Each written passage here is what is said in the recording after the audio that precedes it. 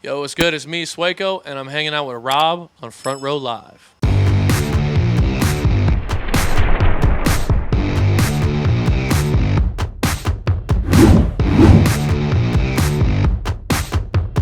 What's up, guys? Rob here, Front Row Live Entertainment. I am reunited here with Sueco. It's been a few years, man, but I'm so excited to be talking to you now because you've evolved so much since that first time that we spoke. And not just like as an artist, but just like as a songwriter, as a vocalist, as a performer. Just catching that little snippet walking through as you were doing sound check. Like you had that growl towards the end, and I was like, I could have sworn like I've never heard that from you before. And it's like so perfect. Like, talk to me about your evolution and like getting to this point where you're at now, as far as like your artistry. I mean, for me, it was kind of just going back home for me because this is the type of shit I grew up listening to. Yeah. So, like, it's just kind of incorporating everything I've ever listened to kind of all at once. Yeah. Not being like, okay, this is the punk song. This is the rap song. You know, like, this is the whatever song. It's like everything's all together at once. Yeah. So, yeah, I'm just glad to see that people are catching on. At the same time, it's like your music's so nostalgic, and like that's the cool thing that I really like appreciate about it. That it feels like I've been listening to forever. It feels like the music that I used to listen to when I was in high school, and the fact that you kind of bring that on this record that you recently released and now the Deluxe. Talk to me about that creative process and how did you go about it as far as like writing these songs, and especially like working with Colin, because you've been working with him for some time. Yeah, no, Colin's the man. No, honestly, it took a really long time to put that album together. It was like a year and a half almost of, being in the studio pretty much every day, just making songs until it was perfect, right? Until we had like, I can't even tell you how many songs. It was hundreds of songs that we like narrowed down to get that final like list. I just wanted to make something classic, right? And hopefully, and I wanted to help people, right? And I wanted to tell the story, kind of like going from darkness to light, like death to rebirth almost. And hopefully, that's what people can get from it. They can find something in it. Right.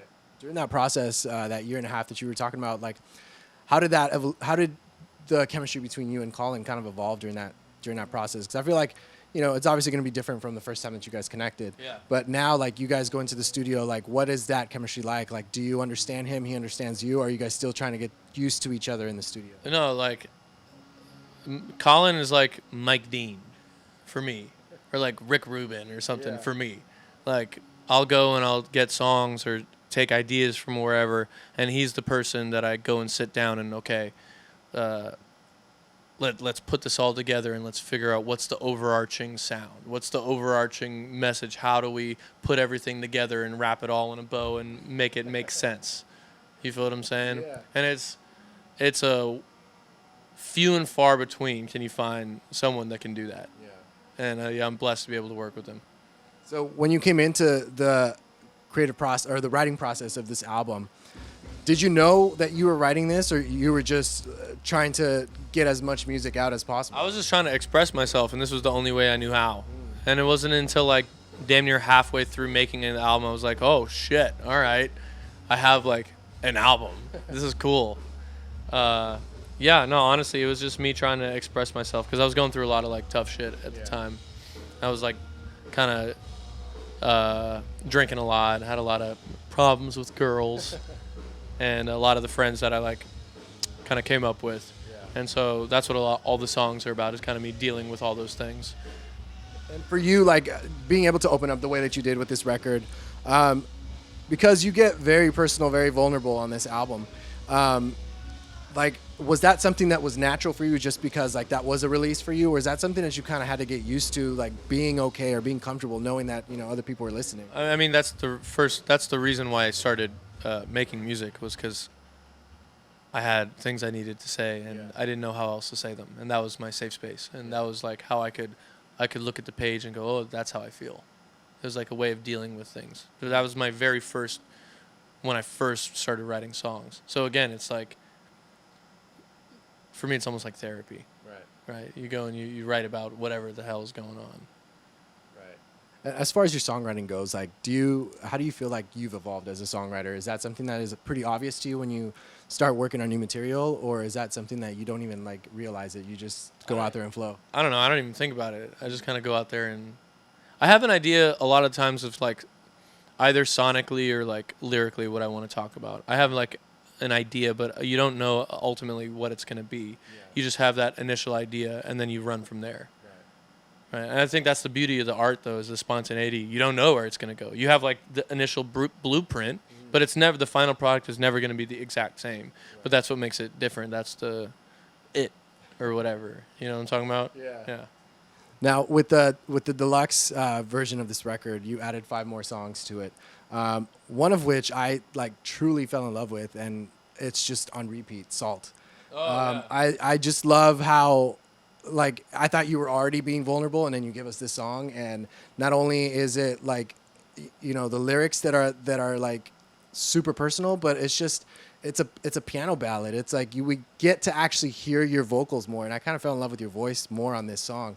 Talk to me about the creative process of this song, and what really initially kickstarted the song for you. There was a girl that I was dating, and it ended, and it didn't end too well. Let's just say that, and that's where the song came from. No, but I mean, like, did you? that was a shitty way of asking, but no, I meant like, did you come into it knowing that you were writing the song? Is this something that just kind of like came out of you just because it needed to be out and you didn't realize that it needed to be out? Yeah, I mean, kind of. I knew I wanted to make that type of record, and I knew I had a lot to say about that to kind of help me, like, again, deal with whatever was going on. So, again, same thing. I knew, well, I kind of want to make something that feels like this, but you don't know what it's going to end up being. Right. So, does that answer your question? That definitely answers my question. Now, and I mentioned vocally, like, you get to showcase your vocals a little bit more on this song, just because it's more of the vocals, less of the instrumentation, since it's the piano. Did you find yourself kind of trying different vocal ranges during this process? I feel like there was some falsettos on this song as well. Yeah, 100%. Dude, that one took me quite a while to record because I was just trying to like figure out the right like way to come at it. Yeah. That's what it's crazy. A lot of the times, a lot of artists won't say. It depends on the artist, obviously, how you record, but a lot of people, it'll take like a long time to get that right, that perfect take. Yeah. Like I remember spending a whole day recording that one song, like in the studio. So then maybe it was like 12 hours or something. Yeah. Just like, again, like you go, oh no, that doesn't sound right. It could come back in, sit down for a sec. Okay, how about we try like this? Or like, you get what I'm saying? Yeah. Were you trying to do the vocals while kind of having that piano ballad in mind, or did the vocals come in before? Yeah, we already completely wrote it. The writing process is pretty quick for me. It's usually the actual like recording that takes more time because I'm more careful with it. Right.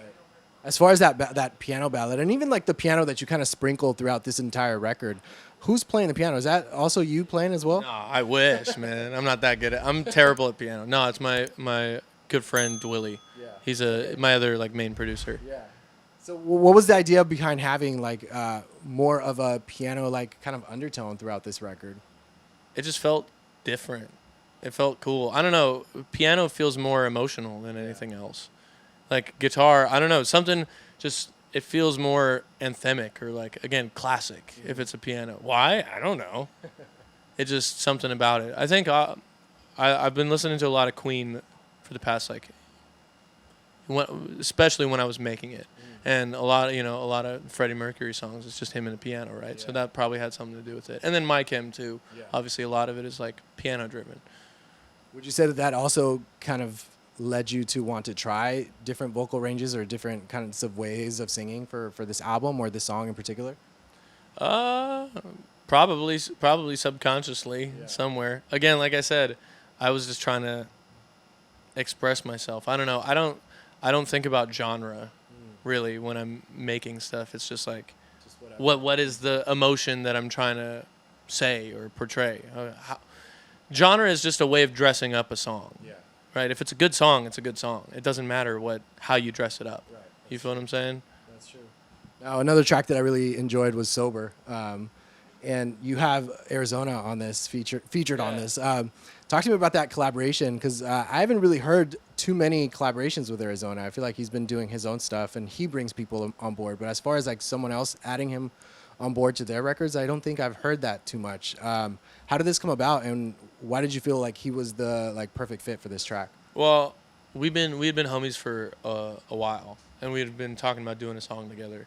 And I just had him pull up to the studio one day. It was with John Feldman. Yeah. And then literally he just pulled up to the studio and we made it together. And I didn't have any expectations. Yeah. Like I was just like, let's just see what happens, and it happened to be pretty good. Yeah. So we put it out. It's as simple as that. It's crazy because I mean you're saying that it took about a year and a half to get this album to happen, but it doesn't seem like any of it was like difficult. It seemed like it just naturally flowed for you. Yeah. So I mean, what it is, you just make hella songs. Yeah. You just make hella songs, and you don't know which ones are gonna be good. You have to like sit on it for a while, because every time you make a song, if it's halfway decent, at least I know as an artist, when I make a song, I'm like, this is the best song I've ever made, ever. You have to wait a little bit to let it marinate, to go, okay, is this really the best song I ever made?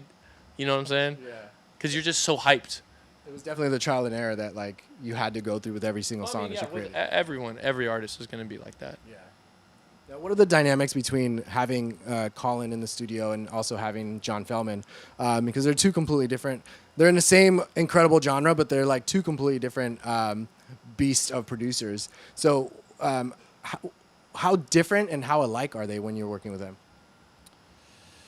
Well, I finish everything with Colin. So we sit down and, it'll take 2 or 3 days on one song. The song's already done. Most of the shit's already recorded.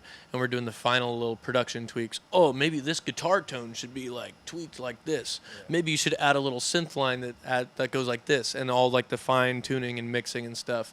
I'm like really involved in that. So that's really where we go in and we shine. And then, Feldman is really good at throwing stuff at the wall. And again, same thing. It's like you go in, boom, boom, boom, boom, boom, boom, done, right? So, yeah, it's just two different approaches. The 5 tracks that you added to the Deluxe, like, why did you feel like they were perfect to fit into this this body of work and not just kind of start a new body of work? I just wanted to add on to the narrative. I just wanted to add more sounds that I thought maybe people want to hear these sounds. Yeah. I don't know.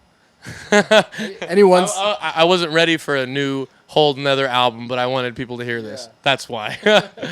Now, as far as these tracks that you have on there, do you feel like there was a particular song that just happened so easily and quickly for you, and then there was also one that kind of challenged you to finalize it or even like get it out? We had so many versions of Bad Vibes. There's probably like 15, 20 versions. And it was like hella hard to decide. And it wouldn't even be like super big changes. It would be like, I remember that one, it was like really hard to like finalize and figure out which is the right version. But I think the version that's out is sick. Yeah. What about like a song that just naturally like happened for you? Just on the whole album? On the whole album, yeah. Oh, okay. Oh, I thought you were just talking about the Deluxe. I mean, today, the majority of it I made in like maybe like 2 hours, like the whole beat and everything. I actually made it. I wrote that song the night before I went sober. Nice. Yeah, so I wrote that, and next day I quit cold turkey. Damn. How's that been? It's been a little over a year now. It's like a year and 3 months, 4 months. It's been crazy. A lot of shit has happened. Yeah, about like half the album I made while I was, like still drinking, and then the other half I made like when I was sober already. Yeah. That's amazing. Congratulations. And especially like because you're on tour, like I feel like that's when it's harder to stay sober. From what I hear from other artists, like how has this tour been? Like it's been pretty much sold out the entire way, which is incredible. Insane. So what has that been like for you? Dude, insane to see all this like in real life. Like it's really come to fruition, right? Because, majority of my career so far has been in the and, you can't see people in real life. It's all just numbers on a screen, right? And this is like the confirmation. Wait, nope, this is not numbers on a screen, And it's sick to be able to go and meet everyone, meet all these people that the music has been helping, and to hear their stories, and just have a good time with them, man. That's what I always wanted to do, is just help people with music, and that's what this is doing. It's confirming that, and it's helping people, and I love to see it. Has that impacted your songs now that you actually get to perform them live and then you actually hear them being like sung back to you? Has it changed how I write? Not how you write, but just like the impact that those songs initially had when you first wrote them. Like, do you feel like that changed now that you actually feel it coming from your fans as well? I mean, yeah, like I said, it's hard to kind of think about, oh, these random words that I put together can like have that much of an impact on the world and help people this much. It's kind of a trip to think about when you really like sit down. It's like, how is that even possible? But it is. I don't know. I'm rambling. It's all good. Well, congratulations with this release and obviously with the tour that's going on right now. What else can we look forward to as far as like the rest of this year? Do you feel like you're slowing down to kind of chill out a little bit more in the studio, or do you feel like you just want to keep going on out to the road? Well, so I'm on tour until November. Last show is in Vancouver, October 29th. And then I'll probably take maybe a week off, maybe. But then I'm going back to the studio and make the next album. Nice. Awesome, man. Well, congratulations with this. Thanks again for reuniting with me. You guys be sure to check out Sueco. He's currently on tour. Catch him now if you are able to. And thanks for watching Our Front Row Live.